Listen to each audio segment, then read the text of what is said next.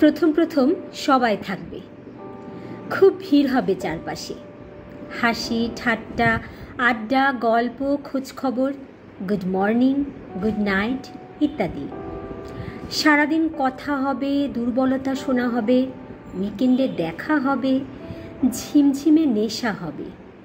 তারপর আস্তে আস্তে যখন সবটুকু জানা হয়ে যাবে, নতুন কোনো গল্প শোনার থাকবে না, বলার থাকবে না, কোথাও একটু রহস্য থাকবে না, তখন আস্তে আস্তে নিভতে শুরু করবে যোগাযোগের ঝাড়বাতি। আর কথা হবে না, গল্প হবে না, no good morning no good night. মাস কেটে যাবে, তারপর বছর। চ্যাট বক্সে তাদের নামের পাশের ওই সবুজ আলোটা আগের মতোই জ্বলবে আর নিভবে।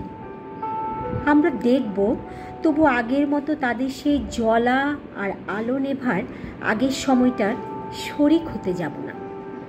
প্রথম প্রথম অনেকে থাকে, ধীরে ধীরে ভিড় ফাঁকা হয়ে যায়। পড়ে থাকে হাতে গোনা কয়েকজন, যারা আমাদের সমস্ত রহস্য উন্মোচন করার পরেও সমান আগ্রহ নিয়ে পাশে থেকে যায়। সকালে গুড মর্নিং না পেলে দুশ্চিন্তা করে, রাতে ঘুমানোর সময় গুড নাইটটা পেলে শান্তিতে ঘুমায়, ঝিমঝিম নেশায় কাঁধ বাড়িয়ে দেয়।